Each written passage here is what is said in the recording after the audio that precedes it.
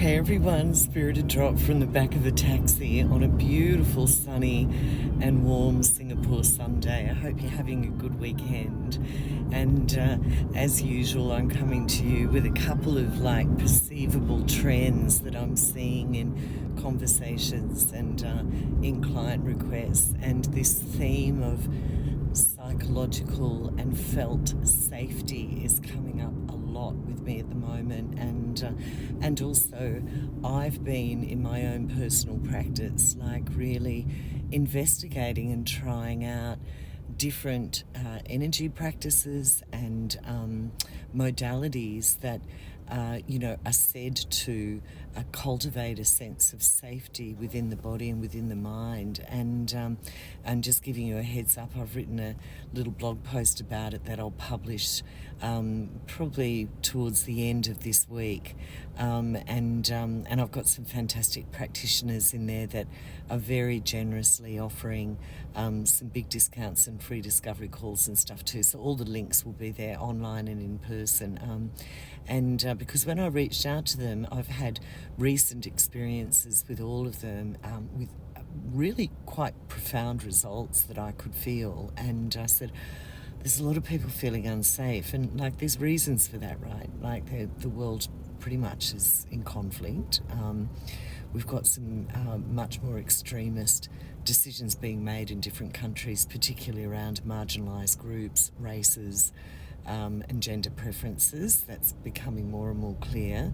And then we've got sort of the overlay of eco-anxiety. I mean, the Northern Hemisphere is experiencing a very, very hot summer, and we are here on the equator as well in Singapore, and always in the back of your mind when you're getting this strange extreme weather is, where's the planet heading? Eco-anxiety, it's a thing. So I have been writing about psychological stress and eco-anxiety earlier in this year, and I'll link all that to the new blog post coming out, which is how do you cultivate safety.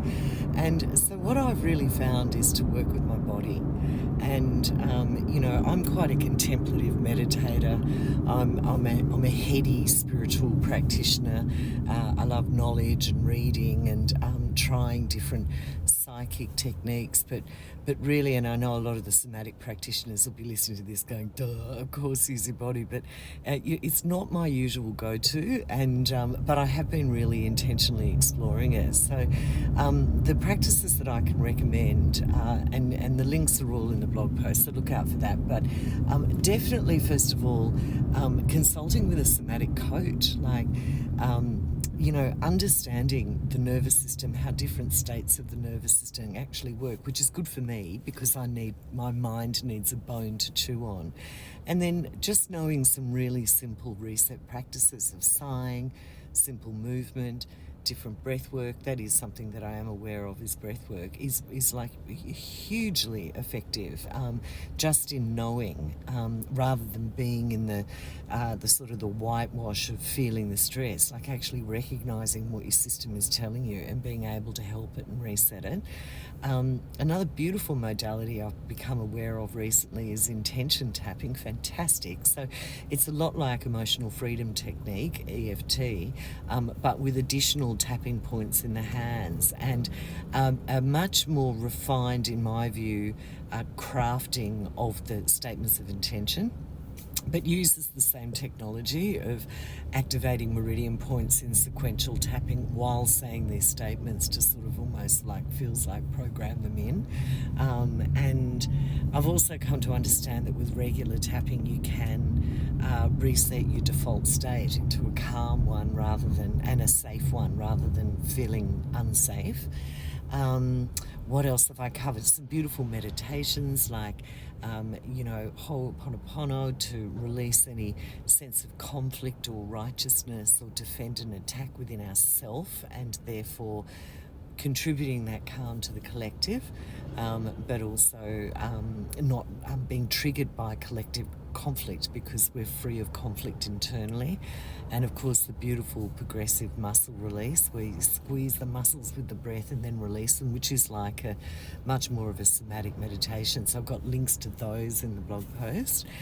And then, of course, another really beautiful experience that I've had recently is intuitive dance. So another fantastic somatic practitioner led my recent New Moon Lodge Ladies Circle. It was a small group because a lot of people are off the island. And Lynn Ong, she's amazing, excuse me, and she combines sort of more yin type long hold yoga stretching with intuitive dance in a fantastic playlist. And I'm not one to dance in a group, spiritual dancing. I'm okay on a dance floor if I'm feeling brave, but there's sort of sensitive, intuitive, shy aspect of me.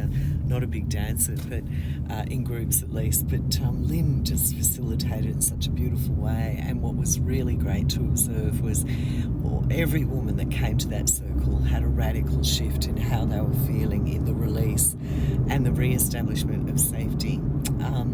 So fantastic deals coming out. Oh, and then the other thing I mentioned in the blog post, which is perhaps a little less known but definitely very accessible and easy, is to expose yourself to bird call and the beautiful effect that wild bird call has on our senses, because our body has a very old memory that bird call means safety. So interesting. So watch out for the blog post. Definitely make most of the discounts that are being offered by these amazing practitioners. They're based in different places.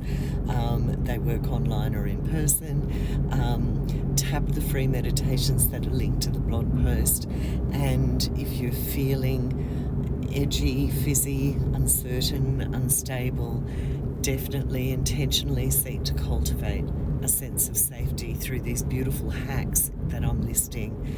It makes the world of difference when we're living in a very uncertain and, for some of us, feeling very unsafe in the world and the way it's going at the moment. That would be my tip. Okay, everybody, have a great Sunday. I hope that's got you thinking. Bye.